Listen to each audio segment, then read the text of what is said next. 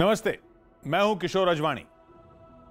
चीन अपनी सैन्य ताकत और बीजिंग और शंघाई जैसे बड़े शहरों की चमक दमक में जिस सच्चाई को छिपाए हुए था, उस पर पानी फिर गया। सचमुच का पानी, बाढ़ का पानी, जिसने चीन को तहस नहस कर दिया। और इस बाढ़ की सबसे ज्यादा मार चीन के उन गरीबों पर पड़ी है जिनका आंकड़ा तक चीन की सरकार ने छिपा रखा था, ताकि उसके आर्थिक महाशक्ति बनने पर किसी को शक न हो। शी जिनपिंग ने चीन में आजीवन अपनी तानाशाही चलाने के लिए वहां के लोगों को भी एक सपना दिखाया था। पिछले साल चीन के सरकारी न्यूज चैनल CGTN ने दावा किया था कि चीन में शी जिनपिंग के सत्ता संभालने से पहले यानी 2012 तक 10 करोड़ लोग गरीबी रेखा के नीचे थे, लेकिन 2019 में सिर्फ 1 करोड़ 66 लाख गरीब ही चीन में बचे। चीन का दावा था कि 2020 तक चीन में एक भी आदमी गरीबी रेखा के नीचे नहीं रहेगा। इस दावे पर पहले कोरोना महामारी ने ग्रहण लगाया और अब आधे से ज्यादा चीन बाढ़ में डूबा है। वहां बाढ़ग्रस्त इलाकों में करीब 3 करोड़ 70 लाख लोगों के पास न तो घर बचा है, न ही खाने के लिए दाने। यह बात चीन की सरकारी मीडिया ने ही बताई। चीन के जल संसाधन मंत्रालय के मुताबिक वहां 443 नदियां तांडव मचा रही हैं। तबाही बहुत बड़ी है, लेकिन अभी चीन को लोगों से ज्यादा चिंता अपने डैम बचाने की। खबर है कि चीन में 3 गॉर्जेस डैम के नाम से मशहूर जो सबसे बड़ा बांध है, वहां से पानी छोड़ा जा रहा है। पहले से उपनाई चीन की नदियों में इस बांध का पानी पहुंचते ही कोहराम का नया दौर शुरू होना तय माना जा रहा। इसकी भी सबसे ज्यादा मार चीन के उन 70% गरीबों पर ही पड़ेगी जो गांवों में रहते हैं, खेती करके गुजारा करते हैं। बाढ़ में उनकी सारी फसल बर्बाद हो चुकी। चीन ने हालांकि उनको मुआवजा देने का वादा किया है, लेकिन चीन के इस वादे की हकीकत वहां के किसान अच्छी तरह जानते हैं। उनको मालूम है कि चीन की जो सरकार उनको बजट में GDP का 25% हिस्सा भी मुश्किल से देती है, वो मुआवजे के तौर पर, मुआवजे के नाम पर झुनझुनाई बजाने वाली है।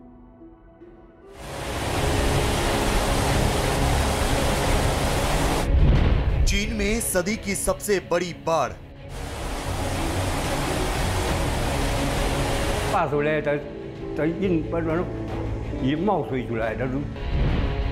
सैलाब से सिसक रहा है चीन।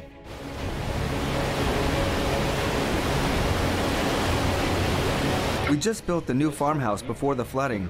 I can't believe it's all gone. Right now we have to sleep at different places. लाखों लोग हो चुके हैं बेघर।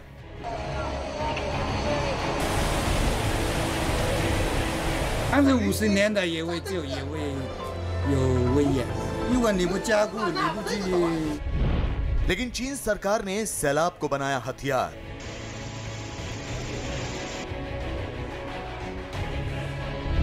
अपने ही नागरिकों की जल समाधि बना रहा है चीन।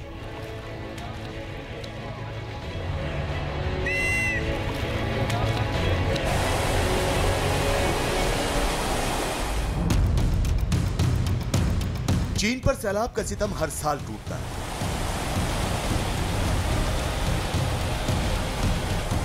हर साल चीन के दक्षिण और मध्य के इलाके में भयानक बाढ़ आती है, लेकिन इस बार चीन में ऐसी बाढ़ आई हुई है जो आज तक नहीं देखी गई थी।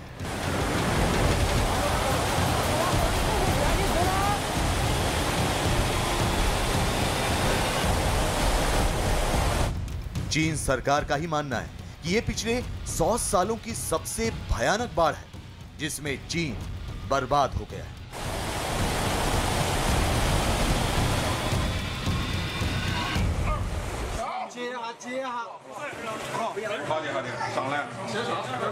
People are afraid of leaving their house as there's a landslide near the back of the house, which is also flooded. The most urgent thing is to help downtown merchants save their inventory. Then we will disinfect the flood-hit areas, since we're still finding the coronavirus. चीन में इस साल आई बाढ़ से तबाही की ऐसी तस्वीरें सामने आई जिन्हें देखकर ही रूह कांप उठती है। ऐसा लगता है कि मानो चीन पर कयामत ही टूट पड़ी।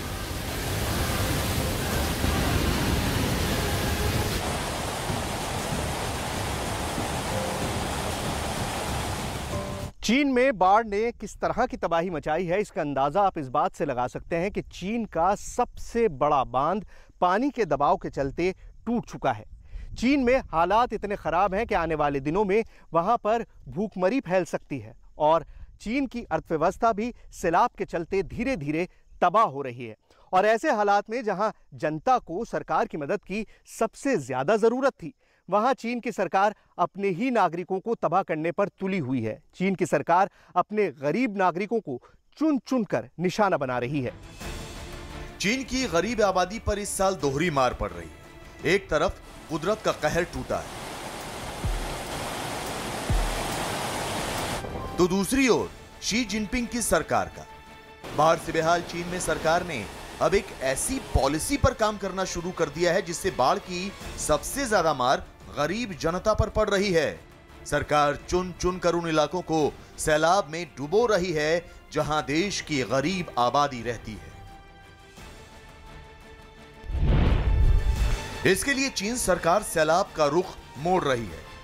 उफनती नदियों का रुख बदला जा रहा है और सैलाब को गरीबों के रिहायशी इलाकों में भेजा जा रहा है। इतना ही नहीं, उफनती नदियों का रुख भी ग्रामीण इलाकों में मोड़ा जा रहा है और बांध से पानी भी उन गरीबी प्रभावित इलाकों में छोड़ा जा रहा है। बाढ़ को लेकर चीन की इस पॉलिसी को देखकर यही कहा जाएगा कि चीन सरकार अब गरीबी मिटाओ की जगह गरीब मिटाओ अभियान पर काम कर रही है।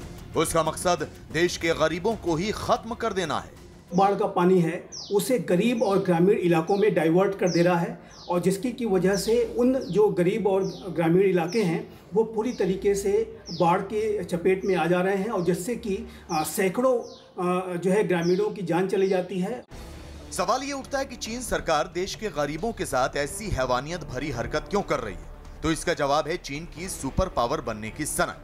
चीन गरीबों को डुबाकर अमीरों को बचाने की कोशिश कर रहा है और ये काम एक सोची समझी साजिश के तहत अंजाम दिया जा रहा है। चीन सरकार बाढ़ से शहरी इलाकों को बचा रही है, कारखानों को बाढ़ से बचाया जा रहा है और उद्योगपतियों का नुकसान ना हो इसका बंदोबस्त किया जा रहा है। साथ ही सरकार उन लोगों को बचा रही है जो पार्टी को चंदा देते हैं और अमीर लोगों को राहत दी जा रही है। चीन सरकार अपनी इस करतूत के जरिए एक तरफ तो अमीरों को बचाने के लिए देश के गरीबों को बर्बाद कर रही है, दूसरी ओर वो उन उद्योगपतियों को बचा रही है जो पार्टी को चंदा देते हैं। इससे साफ है कि चीन सरकार अब पूरी तरह से उद्योगपतियों के रिमोट कंट्रोल से चलने लगी और देश के उद्योगपतियों को बचाने के लिए सरकार गरीबों की बलि ले रही है। इसकी जो नीतियां हैं वो ऐसा लगता है कि वो उद्योगपतियों को संरक्षण देने के लिए ही बन रही है। और चाइना ने जब अपने इकोनॉमिक रिफॉर्म्स को 1979 के बाद से जो शुरू किया, उसके बाद से तो चाइना पूरी तरीके से धनी लोगों को बचाने में लग गया है। चीन सरकार ने अपनी इस करतूत को अंजाम देने के लिए इसे राष्ट्रवाद का मुखौटा भी पहना दिया। जिन इलाकों को बाढ़ में डुबाया जा रहा है वहां सरकार की ओर से ऐसा प्रचार किया जा रहा है कि यहाँ के लोग देश की तरक्की के लिए त्याग कर रहे हैं। इन इलाकों में चीन की सत्ताधारी पार्टी के लोग एक अभियान चलाकर लोगों को ये समझा रहे हैं कि उनके इलाके में बाढ़ का पानी इसलिए छोड़ा जा रहा है ताकि देश के विकास का पहिया ना रुके। चीन सरकार के इस बरगलाने वाले प्रचार के खिलाफ अब चीन में भी उंगलियां उठने लगी हैं। चीन की सोशल मीडिया पर सरकार की इस नीति पर सवाल उठाए जा रहे हैं। The anchor then praised Anhui people for saving the country by sacrificing their homes and property. The idea that villagers are sacrificing for the greater good is an idea that's been repeated in Chinese state-run media. चीन सरकार देश की गरीब और भोली भाली जनता को कुर्बान करके अमीरों और उद्योगपतियों को किस तरह फायदा पहुंचा रही है, इसका नमूना कुछ दिनों पहले ही देखने में आया, जब चीन सरकार ने एक ऐसे इलाके को पानी में डुबो दिया जहां ना तो बारिश हो रही थी और ना ही कोई नदी उफान पर थी। चीन सरकार के जालिमाना हरकत का शिकार हुआ पूर्वी चीन का मेनगवा नाम का इलाका, जो बेहद गरीब है। मेनगवा इस साल चीन में सबसे ज्यादा बाढ़ प्रभावित इलाका है, लेकिन हैरानी की बात यह है कि इस इलाके में बारिश हुई ही नहीं। ये जगह बिना बारिश हुए ही बाढ़ प्रभावित हो गई, क्योंकि चीन सरकार ने यहाँ 3,750 लाख क्यूबिक मीटर पानी छोड़ दिया। यह पानी चीन के वांजिया बांध से छोड़ा गया। इस तरह चीन ने मेनगवा को डुबाकर अपने औद्योगिक इलाकों को बचा लिया। चीन सरकार की इस नीति पर चीन के लोग बेहद नाराज भी हैं। लोग यहां तक कह रहे हैं कि अगर बाढ़ रोकने का यही तरीका है तो सरकार को पहले बाढ़ का पानी अपने नेताओं के इलाके में भेजना चाहिए। I wonder if Xi Jinping has to open his door and let the flood enter his house. Now, it's difficult to get news like this out of China. Because these are not major cities, the main information comes from Chinese state-run media, which is why mainstream media often end up reporting on how many people have been evacuated or saved by the Chinese government. हैरानी की बात यह है कि चीन सरकार इस हैवानियत को जायज भी ठहराती है और उसकी दलील है कि देश के लिए जरूरी है। चीन सरकार के नुमाइंदे और चीन के अफसर इस हरकत को जायज ठहराने के लिए तरह तरह की दलीलें पेश करते हैं। बाढ़ का पानी जिन इलाकों में छोड़ा जा रहा है, वहां के लोग एक बड़े मकसद को कामयाब बनाने के लिए त्याग कर रहे हैं और सरकार को उनके त्याग पर गर्व है। जनता सरकार की जरूरत समझती है और ऐसा करना न्याय संगत है कि ये जो बाढ़ का पानी डाइवर्ट करके धनी लोगों को और उनकी संपत्ति को बचाया जाता है, वहाँ के औद्योगिक इलाकों को बचा लिया जाता है और गरीब चूँकि वहाँ की इकोनॉमी में ज़्यादा कंट्रीब्यूट नहीं करते, इसलिए उनके जीवन को नष्ट होने के लिए छोड़ दिया जाता है। तो ये चाइना का जो है बेहद शोषणकारी अमानवीय चेहरा है। चीन सरकार की यह हरकत गरीबों पर सीधा सीधा जुल्म है, लेकिन गरीब जनता पर शी जिनपिंग के जुल्म की कहानी यहीं खत्म नहीं होती। अमीरों को बचाने के लिए जिन लोगों को बाढ़ में डुबाया जा रहा है, उन्हें सरकार शायद पूरी तरह से ही खत्म कर देना चाहती है। यही वजह है कि सरकार ने इनके लिए कई सख्त नियम भी बनाए। चीन में बाढ़ ने शी जिनपिंग के एक बड़े मंसूबे पर भी पानी फेर दिया है। इस साल कोरोना संकट के बाद जब पूरी दुनिया ने चीन से कारोबारी रिश्ते तोड़ने शुरू किए, तब चीन को लगा था कि यह टकराव थोड़े दिनों की बात है। फिर हांगकांग में चीन के विवादित राष्ट्रीय सुरक्षा कानून और शिनजियांग प्रांत में वीगर मुसलमानों पर जुल्म की वजह से अमेरिका और यूरोप के देशों में चीन पर पाबंदी लगानी शुरू कर दी। दक्षिण चीन सागर में पूर्वी एशिया के देशों और लद्दाख में भारत के साथ दादागिरी दिखाकर चीन ने आर्थिक मोर्चे पर भी कुल्हाड़ी अपने पैर पर दे मारी। चीन में बेरोजगारी का संकट तो कोरोना के साथ ही शुरू हो चुका था। वहां करीब 60 करोड़ कामगार ऐसे हैं जो मामूली वेतन पर गुजारा करते हैं, उनका भी रोजगार छिनने लगा। एशिया टाइम्स ने जून में ही चीन की सरकार को आगाह किया था कि चीन में बेरोजगारों की बढ़ती फौज वहां की सरकार के लिए टाइम बॉम्ब की तरह है। हालात नहीं सुधरे तो 3 से 6 महीने में चीन की सरकार के लिए बड़ा संकट खड़ा हो सकता है। उसी संकट से निपटने के लिए चीन ने अपनी घरेलू खपत बढ़ाने और गांवों की अर्थव्यवस्था को मजबूत करने का प्लान बनाना शुरू किया। अब शी जिनपिंग के उस प्लान पर मूसलाधार बारिश और उफनाई नदियों का दोहरा हमला हो चुका है। जानकारों का कहना है कि चीन की चिंता यह है कि वो अगर गांवों को बचाने की कोशिश करेगा तो बड़े बड़े बांध टूटकर चीन के शहरों को बहा ले जाएंगे। ऐसे में चीन ने अपने शहरों को बचाने के लिए उन ग्रामीण इलाकों को दांव पर लगा दिया है जो पहले से ही बाढ़ से बेहाल है। चीन की सरकार के मुताबिक बाढ़ से अब तक वहां भारतीय रुपयों में करीब 193 करोड़ का नुकसान हो चुका है। सरकारी आंकड़ों में 219 लोग बाढ़ में अपनी जान गंवा चुके हैं। यह सरकारी आंकड़ा है और बढ़ सकता है, क्योंकि अभी चीन के कई इलाके ऐसे हैं जहां बाढ़ में फंसे लोगों तक सेना भी नहीं पहुंच पाई। ऊपर से चीन के मौसम विभाग ने एक और चेतावनी जारी कर दी है कि अगस्त के पूरे महीने वहां भारी बारिश हो सकती है। मतलब जल प्रलय का अभी आधा महीना ही बीता है। पूरा बीतने तक चीन में क्या क्या बह चुका होगा, इसका अंदाजा भी कोई नहीं लगा पा रहा।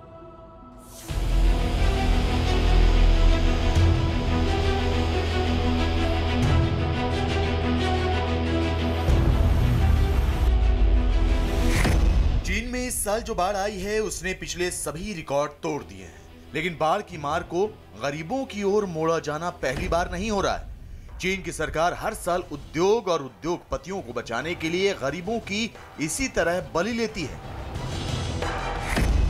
औद्योगिक इलाकों में बढ़ रहे सैलाब को ग्रामीण और गरीबी से जूझ रहे इलाकों में मोड़ दिया जाता है और अमीरों को बचा लिया जाता है। चीन सरकार की इस हरकत से हर साल लाखों ऐसे लोग बेघर होते हैं जिनके पास इतनी पूंजी भी नहीं होती कि वो दोबारा अपना घर बना सकें। सैलाब से बेघर होने के बाद वो सड़क पर आ जाते हैं। लेकिन चीन सरकार के जुल्म की दास्तां यहीं पर ख़त्म नहीं होती। इन लाखों लोगों को बेघर करने के बाद भी चीन सरकार इन्हें चैन से जीने नहीं देती। चीन को अपने देश के ही गरीबों से कितनी नफरत है, इसका अंदाजा आप इस बात से लगाइए कि पहले तो सरकार अमीरों और उद्योगपतियों को बचाने के लिए गरीबों को सैलाब में डुबो देती है।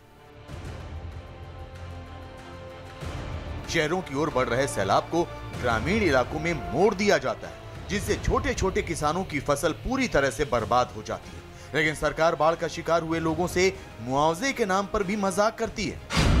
सैलाब से किसानों की फसल पूरी तरह से तबाह हो जाती है, लेकिन बदले में सरकार बेहद कम मुआवजा देती है। इसके साथ ही मुआवजा पाने के लिए किसानों को पिछले साल की आमदनी साबित करनी होती है। इसके बाद सरकार पिछले साल की आमदनी का 40 से 60% ही मुआवजा देती है। सरकार ने मुआवजे को लेकर नियम इतने सख्त कर दिए हैं कि ज्यादातर किसान कागजी कार्रवाई में उलझ कर रह जाते हैं। जो कागजी कार्रवाई पूरी भी कर लेते हैं, उन्हें पिछले साल की आमदनी का आधा ही मिलता है, वो भी गिने चुने लोगों को। चीन की इस नीति से साफ है कि उसका मकसद गरीबों को ही मिटा देना है। चाइना गरीबी को मिटाने की बजाय गरीबों को ही मिटाने में लगा हुआ है। वो पूरे ग्रामीण इलाकों को, पूरे जो गरीबी वाले इलाके हैं, उन पे वो दमन कर रहा है, उस पर शोषण कर रहा है, उन्हें सेकेंडरी ट्रीटमेंट दे रहा है और उनको एक कमोडिटी की तरह से उनका इस्तेमाल कर रहा है। सरकार ने गरीबों को मिटाने के लिए एक जाल बना रखा है कि गरीब इसमें तिल तिल कर मर रहा है। हर साल बाढ़ से अपनी फसल की तबाही झेलने वाला किसान अगर बीमा कराना चाहे तो भी सरकार ने उसके लिए दरवाजे बंद कर दिए हैं। जिन इलाकों में सैलाब का पानी छोड़ा जाता है, वहां बीमा के नियम भी अलग हैं, क्योंकि सरकार कुछ गिने चुने इलाकों में ही पानी छोड़ती है और यह पानी हर साल छोड़ा जाता है। बीमा कंपनियों को इन इलाकों की पहचान है, इसलिए बीमा कंपनियों ने यहां बीमा की दरें काफी महंगी कर दी हैं, जिससे गरीब किसान अपनी फसल का बीमा भी नहीं करा सकता। इस तरह चीन में सरकार पहले तो गरीब को सैलाब से मारती है, फिर उसे नुकसान का मुआवजा भी नहीं दिया जाता, और अगर गरीब किसान चाहे कि वो पहले ही नुकसान का बीमा करा ले तो इसकी दरें इतनी महंगी कर दी गई हैं कि वो करा भी नहीं सकता। इस तरह गरीब के पास कोई रास्ता नहीं बचता। बाढ़ का पानी चाइना डाइवर्ट करता है तो उसके लिए जो कुछ मुआवजा जो देता है वो पिछली साल की इनकम का 40 से 70% ही मुआवजा देता है और उससे अधिक वो मुआवजा इन किसानों को नहीं देता है। तो इससे पता चलता है कि चाइना किस तरीके का सेकेंडरी ट्रीटमेंट अपने गरीब इलाकों के लोगों के साथ करता है। चीन की इस नीति की वजह से हर साल यहाँ लाखों लोग गरीबी रेखा के नीचे चले जाते हैं, लेकिन सरकार को इनकी परवाह नहीं है। सरकार की नीति गरीबी हटाने के बजाय गरीबों को मिटाने की है, इसलिए सरकार गरीबों का आंकड़ा तक जारी नहीं करती और ऐसे लोग तिल तिल कर मरने के लिए छोड़ दिए जाते हैं। ये जो बाढ़ का पानी जब डाइवर्ट करके इन गरीब इलाकों में छोड़ दिया जाता है तो इनकी जो रातों रात इनकी जो पूरा उनकी जो कमाई है, जो उनका जो पूरा श्रम है, वो पानी में मिल जाता है। अमीरों को बचाने के लिए चीन दशकों से इसी तरह गरीबों को मार रहा है, लेकिन चीन ऐसी खबरों को देश से बाहर जाने ही नहीं देता। लेकिन इस बार चीन में सदी की सबसे बड़ी बाढ़ आई है, जिसकी रिपोर्टिंग के लिए दुनिया के बहुत से पत्रकार चीन पहुंचे हैं। इनकी वजह से ही चीन की इस काली करतूत से पर्दा उठा है, जिसके बाद पूरी दुनिया में आवाज उठ रही है, लेकिन चीन चुप है।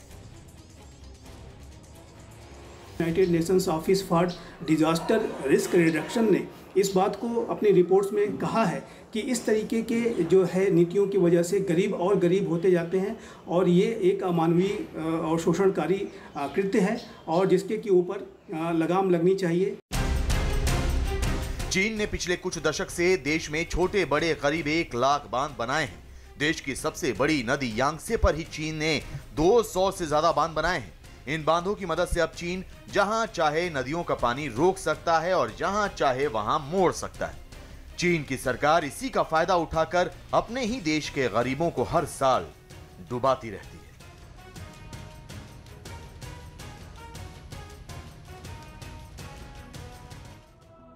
चीन में 60 साल के बाद एक बार फिर करोड़ों लोगों के सामने भूखे मरने की नौबत आ सकती। कुदरत से खिलवाड़ करने की उसे एक बार फिर सजा मिल रही। चीन में आज बाढ़ बनकर कुदरत जो कहर बरपा रही है, उसका सीधा ताल्लुक 60 साल पहले की आपदा से ही है। 1960 में चीन में भयानक सूखा पड़ा था, फसलें बोई ही नहीं जा सकी, इसलिए करीब 5 करोड़ लोग भूख प्यास से मर गए थे। चीन में उन दिनों माओ त्से-तुंग की तानाशाही थी। माओ त्से-तुंग की सरकार ने कसम खाई कि चीन में अनाज का उत्पादन बढ़ाएंगे ताकि फिर लोगों के भूखों मरने की नौबत ना आए। इसके लिए चीन ने बड़े बड़े बांध बनाने शुरू किए। चीन के हाकिमों ने सोचा यही था कि बांध से बिजली भी बनेगी, उसके जलाशयों का पानी सिंचाई के भी काम आएगा। चीन में बीते 60 साल के दौरान बनाए गए वही बड़े बड़े बांध अब जल प्रलय की वजह बन गए। बांधों को बचाने के लिए पानी छोड़ा जा रहा है और वही पानी चीन का वर्तमान और भविष्य दोनों डुबो चुका है। चीन के जिन प्रांतों में बाढ़ का कहर सबसे ज्यादा टूटा है, उन्हीं प्रांतों में अनाज का उत्पादन भी सबसे ज्यादा होता है। चीन में धान की 70% पैदावार जिन इलाकों में होती है, उस सब के सब बाढ़ में डूबे हुए हैं। मक्का, सोयाबीन की फसलें भी बाढ़ की भेंट चढ़ चुकी। इस प्राकृतिक संकट में जो देश चीन की मदद कर सकते थे, उन देशों के साथ चीन ने रणनीति और कूटनीति के मोर्चे पर दुश्मनी पाल रखी। अमेरिका, ऑस्ट्रेलिया, कनाडा, जापान, ये 4 देश ऐसे थे जहां से चीन अपनी जनता का पेट भरने के लिए अनाज खरीदता था। इन चारों के साथ अब चीन की खुली दुश्मनी। चीन को यह आशंका भी सता रही है कि कहीं इन देशों ने अनाज बेचने का कोटा कम कर दिया या फिर अनाज पर एक्सपोर्ट ड्यूटी यानी निर्यात शुल्क बढ़ा दिया तो क्या होगा। चीन ने दुनिया के सामने अपनी आर्थिक ताकत की नुमाइश करने के चक्कर में एक बड़ी गलती भी की। चीन के शहरों के विकास पर जोर दिया, शहरों में रहने वालों की आर्थिक हालत पर ध्यान दिया। ऐसे में मामूली मजदूरी पर गुजर बसर करने वाले चीन के गरीबों की इतनी औकात नहीं बची है कि वो महंगा अनाज खरीद कर खा सके। उनका पेट भरने के लिए चीन की सरकार सब्सिडी वाला अनाज दे सकती, लेकिन तब चीन की सरकार को अपने विदेशी पूंजी भंडार से पैसे निकालने होंगे। अगर ऐसा हुआ तो आर्थिक महाशक्ति बनने का चीन का सपना चकनाचूर हो जाएगा। कुल मिलाकर चीन अपनी कूटनीतिक सनक, कोरोना संकट और बाढ़ के ऐसे जानलेवा त्रिकोण में फंस चुका है जहां से आगे सिर्फ बर्बादी ही नजर आ रही। ये तीनों संकट चीन के खुद के पैदा क्यों हैं, इसलिए चीन को ये जख्म न तो छिपाते बन रहे हैं, नहीं दिखाते बन रहे। जून महीने में शुरू हुआ सैलाब अब तक तबाही और बर्बादी का सबब बन रहा है। 11 राज्य यहां ऐसे हैं जहां सैलाब की वजह से बेहिसाब तबाही हुई, जबकि सरकारी आंकड़ों के हिसाब से इस बाढ़ की वजह से चीन को करीब 2 लाख करोड़ का नुकसान हो चुका है। दावा किया जा रहा है कि चीन को बाढ़ की वजह से हुआ यह नुकसान बीते 5 साल के औसत नुकसान से करीब 15% ज्यादा है।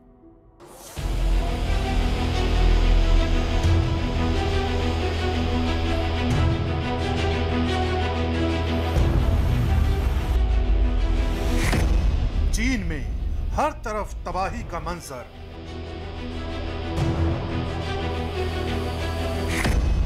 चीन में हर तरफ बर्बादी की तस्वीरें।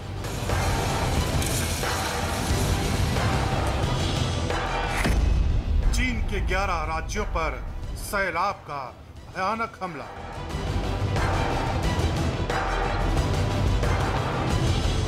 छह करोड़ लोगों की जिंदगी पर खतरा।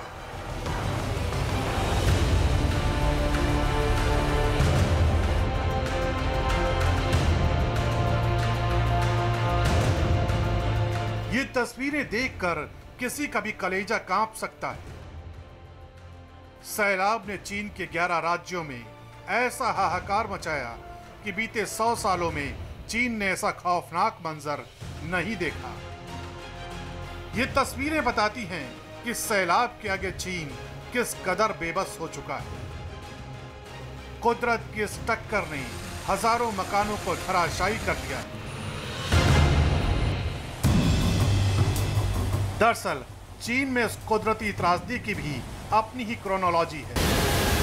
चीन में हर साल इसी तरह जून के महीने में बाढ़ आती है, लेकिन इस बार भारी बारिश मई महीने से ही जारी है, जिसके चलते चीन के तमाम जलाशय भरते गए, जिसका नतीजा यह हुआ कि जून महीने में ही सैलाब ने चीन को अपने शिकंजे में जकड़ लिया और सैलाब का यही शिकंजा अब तक कसा हुआ है। चीन में यांगत्से नदी के अलावा 634 नदियों में इस साल बाढ़ जैसे हालात बने हुए हैं।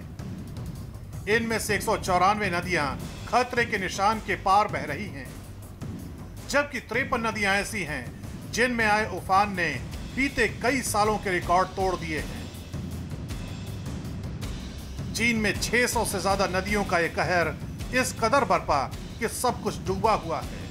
निचले इलाकों से लेकर ऊंचाई वाले इलाकों में भी सैलाब का पानी कई फीट ऊपर बह रहा है। कभी जो सैलाब नदी के आसपास के इलाकों तक ही देखा जाता था, आज वही सैलाब चीन के शिनजियांग प्रांत समेत कई राज्यों में अपनी हदों को पार कर चुका है। चीन के लिए मौजूदा वक्त तो चुनौतियों से भरा ही है, साथ ही आने वाली घड़ी भी चीन के लिए बेशुमार मुसीबतें लेकर आने वाली है। अगस्त महीने में भी चीन के कई राज्यों में खेत पानी में डूबे हुए हैं। ऐसे में इस बात की आशंका जताई जा रही है कि चीन में फसल का अगला सीजन बर्बाद हो सकता है। चीन के चाल, चरित्र और चेहरे का सच देखने के बाद बारी है सुशांत सिंह राजपूत खुदकुशी मामले का पेच सुलझाने की। न्यूज़ 18 को सुशांत की जिंदगी से जुड़ा एक ऐसा वीडियो मिला है जिससे सुशांत के इर्द गिर्द रचे गए साजिशों के जाल का पर्दाफाश होता है। इस वीडियो से यह भी पता चलता है कि सुशांत के अकाउंट से पैसे कहां गायब हो रहे थे, वो कौन था जिसके कहने पर सुशांत का स्टाफ पैसों की हेराफेरी करता था। सुशांत के धन संकट का राज, एक छोटे से ब्रेक के बाद। सुशांत सिंह राजपूत की मौत जिन हालात में हुई थी, उसके बाद पहला सवाल सबके जहन में यही आया था कि कहीं कोई आर्थिक तंगी तो नहीं थी। खबर यह भी आई थी कि मौत से कुछ दिन पहले सुशांत ने अपने घर काम करने वालों को एडवांस वेतन देते समय कहा था कि क्या पता आगे वेतन दे पाएंगे या नहीं। सुशांत के परिचितों ने उसी वक्त साफ कर दिया था कि सुशांत को रुपए पैसे की कोई दिक्कत नहीं थी। अब यह पूरा मामला ही सुशांत के पैसों से जोड़ दिया गया है। सुशांत के पिता का आरोप यही है कि रिया और उनके परिवार ने सुशांत के पैसे हड़पने के लिए जाल बिछाया और उसमें सुशांत को फंसा लिया था। यह भी आरोप है कि रिया ने मई 2019 के बाद सुशांत को पूरी तरह अपने कंट्रोल में कर लिया था। उससे पहले सुशांत अपने परिवार के बेहद करीब थे और उनमें भी सबसे करीब थी सुशांत की बहन प्रियंका। कुछ दिन पहले जब रिया की तरफ से व्हाट्सएप चैट को सुशांत और प्रियंका के बीच झगड़े के सबूत के तौर पर पेश किया गया, तब सुशांत के पिता के वकील ने दावा किया था कि यह रिया की चाल थी, क्योंकि वो जान गई थी कि जब तक प्रियंका हैं तब तक सुशांत की जिंदगी में उनकी मनमानी नहीं चली। अब इसी से जुड़ा एक वीडियो सामने आया। दावा किया जा रहा है कि यह वीडियो अप्रैल 2019 का है, 3 अप्रैल 2019 का। इसमें सुशांत की मौजूदगी में उनकी बहन प्रियंका और जीजा सिद्धार्थ तंवर एक नौकर को डांटते दिख रहे। यहां भी मामला सुशांत के पैसों का ही था। रजत मेवाती उर्फ शब्बीर नाम का जो नौकर सुशांत के घरेलू खर्चे देखता था, उसने सुशांत की जानकारी के बिना एक पुराने नौकर को पैसे दे दिए। उसी बात पर प्रियंका ने शब्बीर की क्लास लगाई।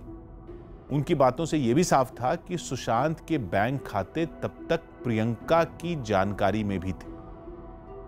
अभी पता नहीं कि इस घटना का सुशांत की मौत से कोई कनेक्शन है या नहीं, लेकिन इतना तो साफ है कि सुशांत के पैसों का हिसाब पहले उनकी बहन प्रियंका देख रही थी और बाद में रिया। इसके बीच में रिया और प्रियंका के बीच एक कथित शर्मनाक घटना हुई थी, जिसके बाद सुशांत और प्रियंका की बोलचाल करीब 9 महीने तक बंद रही। एक और बात, सुशांत की मौजूदगी में प्रियंका जब शब्बीर को डांट रही थी तो कमरे में सुशांत और उनकी जीजा के अलावा भी कोई था।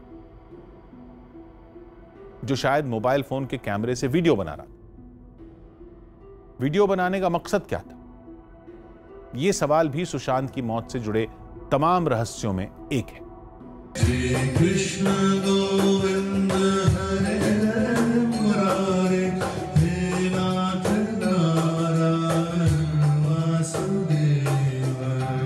कृष्ण गोविंद हरे मुरारे, नाथ नारायण वासुदेव। अच्युतं केशवं रामं Narayan, Krishna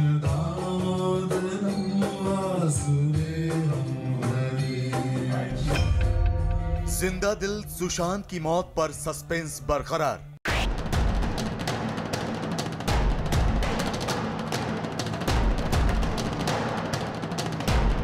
The nation wants to know what happened with Sushant Singh Rajput. Justice for Sushant. CBI for SSR.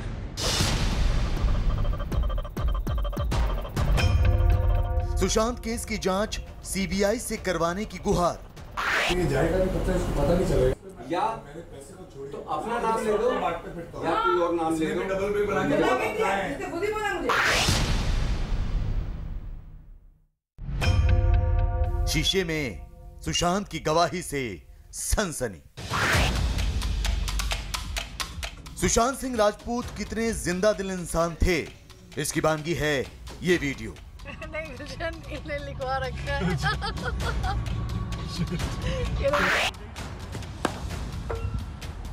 Sushant Singh Rajput अपनी फिटनेस का कितना ख्याल रखते थे, इसकी बानगी है ये वीडियो। सुशांत सिंह राजपूत की भगवान में कितनी आस्था थी, इसकी बानगी है ये वीडियो।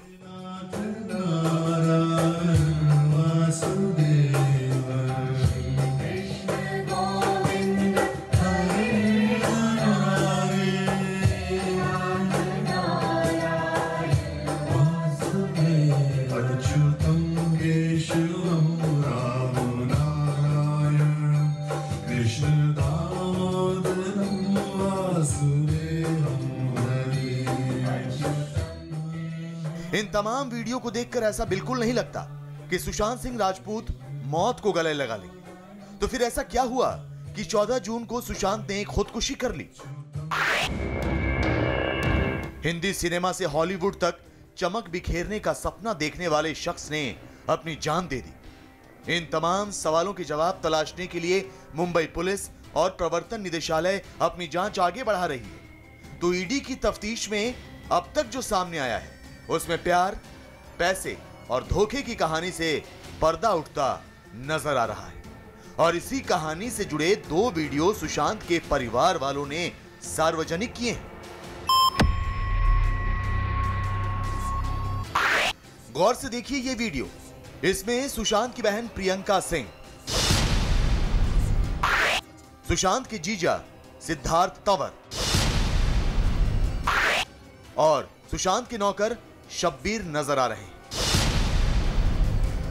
3 अप्रैल 2019 के इस वीडियो में सुशांत तो नहीं दिख रहे, लेकिन बताया यह जा रहा है कि सुशांत के मुंबई वाले फ्लैट में यह वीडियो बनाया गया। यह वीडियो उस दौरान का है जब सुशांत की बहन प्रियंका सिंह और उनके पति सिद्धार्थ तंवर मुंबई गए हुए थे। इस वीडियो में सुशांत की बहन प्रियंका और सुशांत के जीजा सिद्धार्थ तंवर बेहद गुस्से में नजर आ रहे हैं। अपना नाम लो, किसी और का नाम लो, जल्दी 2 मिनट, जल्दी नाम लो। नाम, इसके अलावा किसी नाम, सिर्फ नाम। किसके बोलने पे पैसे ट्रांसफर किए उसको, जिसको? सुशांत की बहन उनके नौकर शब्बीर पर बरस रही हैं। तो शब्बीर ने आखिर ऐसा क्या किया था कि सुशांत का परिवार उन्हें आड़े हाथों ले रहा था? देखिए ये वीडियो। तुम्हारे से कोई दुश्मनी नहीं है। कौन तुम्हें मार रहा है? बोलो क्या कार्य? तुम्हें कोई छू भी नहीं रहा। हाँ। तुम्हें कुछ नहीं बोल रहा है। हाँ। मैं सिर्फ जवाब, एक बहुत ही मासूम सा जवाब मांग रहा हूँ कि तुमने अपने दिमाग से ये सब देखते हुए ये पैसा ट्रांसफर किया है कि किसी और ने तुम्हें बोला है? सिर्फ 2 सवाल, इसका एक ही जवाब है, वो दे दो, आराम से जाओ, कोई दिक्कत नहीं है, कल भी आओ, कोई दिक्कत नहीं है। सिर्फ मैं इतना पूछ रहा हूँ। जल्दी से दो, ये 2 मिनट में मैं तुम्हें 1 घंटे से ही बोल रहा हूँ, सिर्फ इसका जवाब दे दो मुझे। अपने दिमाग से करा, किसी और का दिमाग था, क्या था? सिर्फ इसका जवाब दो अभी। जाहिर है आपको समझ आ गया होगा कि पूरा मामला दरअसल पैसों से जुड़ा हुआ है। अब माजरा है क्या, आपको समझाते हैं। दरअसल सुशांत की बहन प्रियंका ने सुशांत के स्पॉट बॉय पंकज को काम से हटा दिया था। पंकज ने नौकरी से हटाए जाने के बाद सुशांत के घर खर्च संभाल रहे शब्बीर से बात की। पंकज ने शब्बीर से उसकी सैलरी देने के लिए कहा, जिसके बाद शब्बीर ने सुशांत के अकाउंट से पैसे पंकज के खाते में ट्रांसफर कर दिए। ये बात जैसे ही सुशांत की बहन प्रियंका को पता चली, वो भड़क गई। वो शब्बीर से ये जानना चाहती थी कि उसने किसके कहने पर पैसे पंकज को दिए।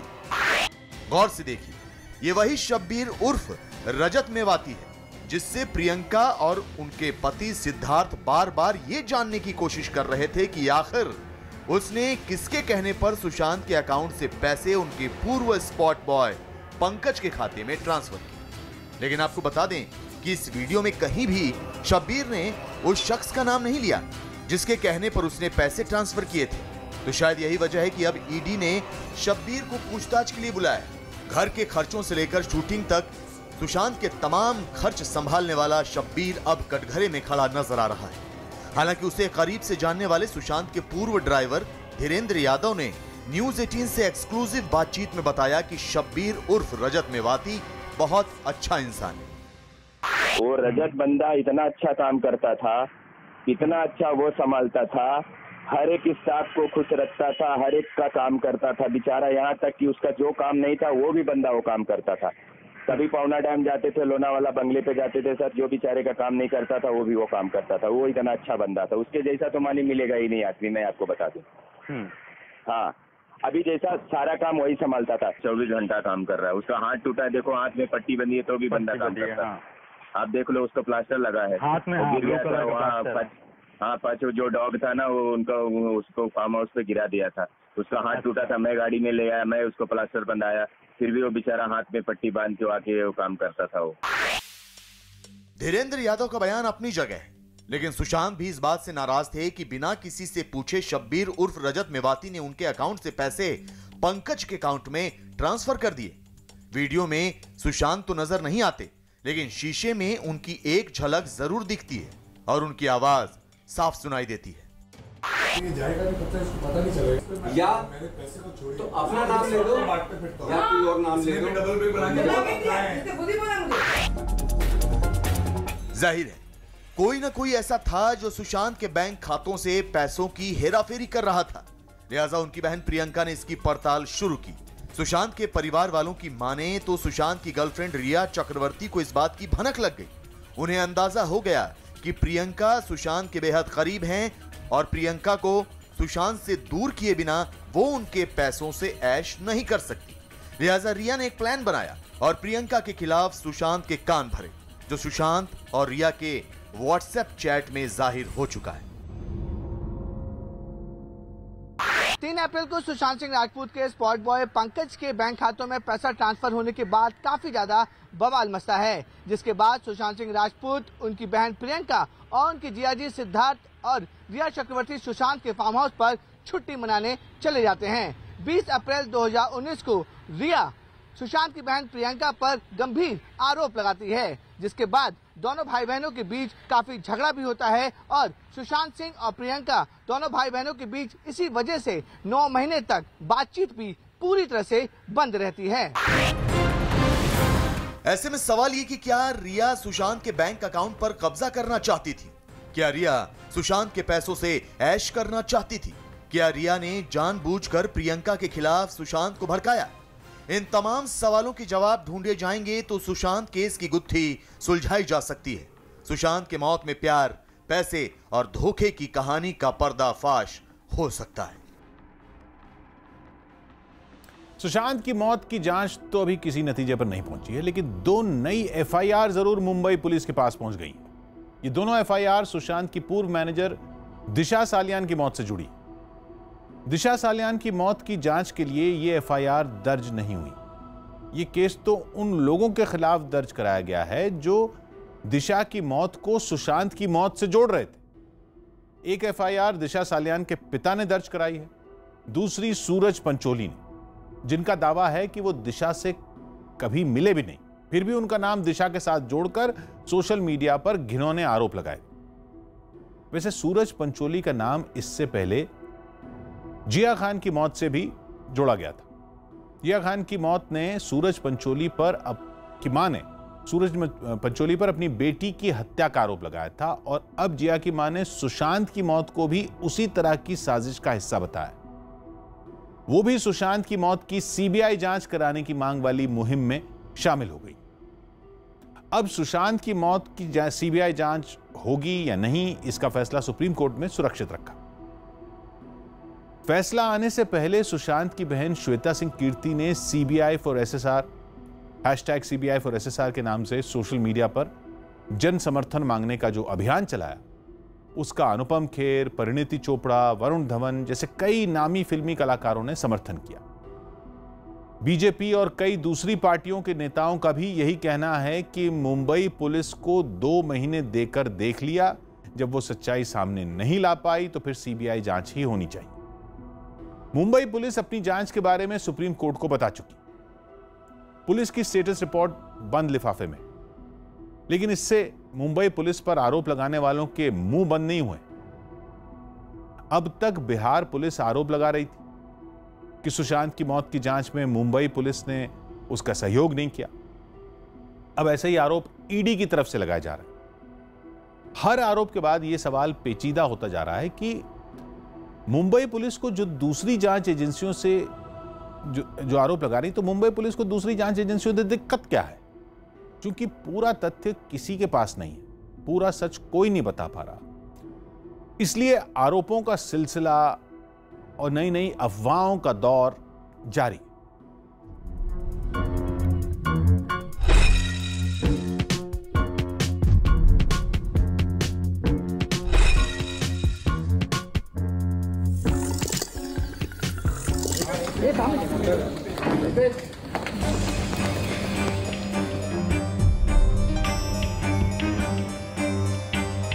डायरी में बाद में पता चला कि कुछ छेड़छाड़ किया गया, कुछ पन्नों को फाड़ा गया है। पुलिस के ऊपर विश्वास रखो, इतना मैं कहता हूँ। अगर मुंबई पुलिस से आपको लगता है कि ठीक नहीं हो रहा है, नहीं हुआ है, तो आप CBI का दरवाजा खटखटाए।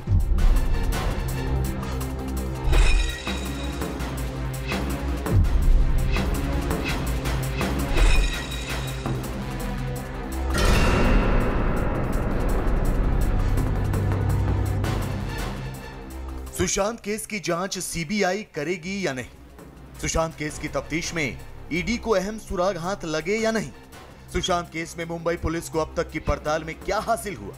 मुंबई पुलिस ने अब तक इस मामले में कोई FIR दर्ज क्यों नहीं की? सुशांत की मौत पर सियासत क्यों हो रही है? सवाल तमाम हैं और जवाब नदारद।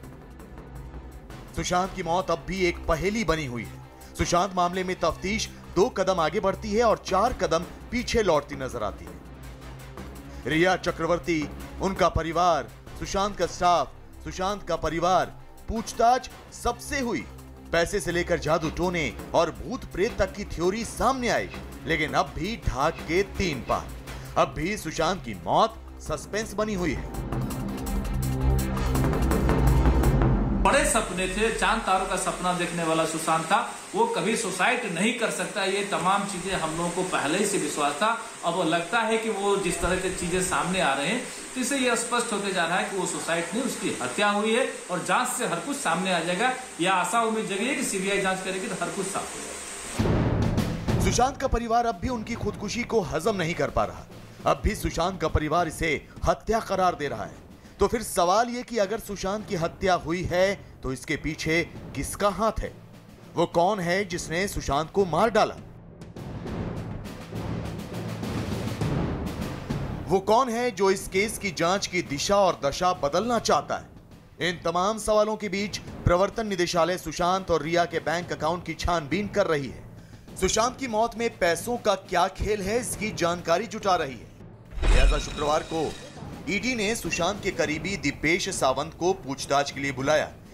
दीपेश सुशांत का सारा निजी काम देखा करते थे। दीपेश दवाइयां लाना, खाना देना और शूट पर सुशांत के साथ रहते थे।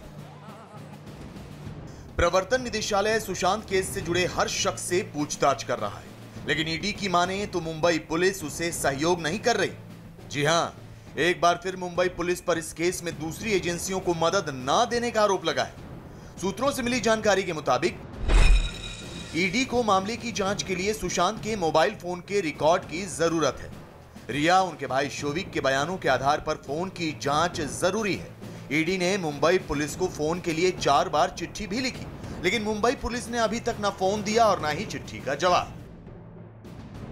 सुशांत के मौत के पीछे या आत्महत्या के पीछे कोई रहस्य है, वो खुल जाए, ये हम भी चाहते हैं।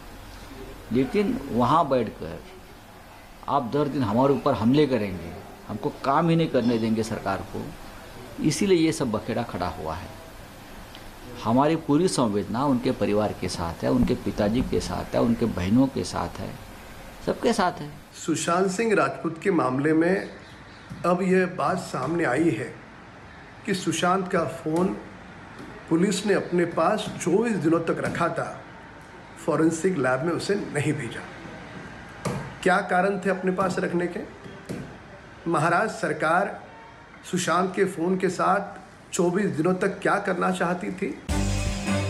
महाराष्ट्र की सत्ताधारी पार्टियां भले ही सुशांत को न्याय दिलाने की बात कर रही हों, लेकिन अवैध लेन देन की जांच कर रहे प्रवर्तन निदेशालय की माने तो मुंबई पुलिस उसे जरा भी सहयोग नहीं कर रही। उधर इस मामले में सीबीआई ने जिन रिया चक्रवर्ती को आरोपी बनाया है, उनके कॉल रिकॉर्ड से रोज नई नई बातें सामने आ रही हैं। अब पता चला है कि रिया ने 14 जून को एक नंबर पर कई घंटों तक बात की थी, जबकि रिया ने सुशांत और उसके साथ रहने वालों को एक बार भी फोन नहीं किया। जांच एजेंसियों को शक है कि शायद रिया ने उन लोगों को व्हाट्सएप कॉल किए होंगे। रिया को भी किसी ने फोन किया, जिससे काफी देर तक उनकी बातचीत हुई। तो आपको बता दें कि 14 जून को ही सुशांत की मौत हुई थी। We demand CBI for Sushant Singh Rajput. We demand justice for Sushant Singh Rajput. And not only we, the entire nation demands CBI for Sushant Singh Rajput and justice for Sushant Singh Rajput. रोज होते नए नए खुलासे और Mumbai police पर उठते सवालों के बीच अब हिंदी सिनेमा के नामचीन सितारे भी सुशांत को इंसाफ दिलाने की मांग करने लगे हैं। परिणीति चोपड़ा से लेकर वरुण धवन तक सीबीआई जांच की मांग कर रहे हैं। एक्टर सुशांत सिंह राजपूत को न्याय दिलाने की मांग तेज हो गई है। सुशांत की बहन श्वेता सिंह कीर्ति ने 15 अगस्त को सुशांत के लिए ग्लोबल प्रेयर रखी है। सुशांत की बहन श्वेता ने लोगों से इससे जुड़ने की अपील भी की है। मैं आप सभी से अपील करती हूं कि सुशांत के लिए रखी गई 24 घंटे की ग्लोबल प्रार्थना सभा में हमारे साथ शिरकत करें, ताकि सच सामने आ सके और हम सुशांत को न्याय दिला सकें। सुशांत सिंह मौत मामले में उनका परिवार रिया चक्रवर्ती को जिम्मेदार मानता है। सुशांत के परिवार का आरोप है कि रिया ने सुशांत को आत्महत्या के लिए उकसाया, साथ ही सुशांत के 15 करोड़ रुपए हड़प लिए। ऐसे में सबकी निगाहें सुप्रीम फैसले पर टिकी हुई हैं कि क्या सुशांत केस की जांच सीबीआई को सौंपी जाएगी? क्या दूध का दूध और पानी का पानी हो पाएगा?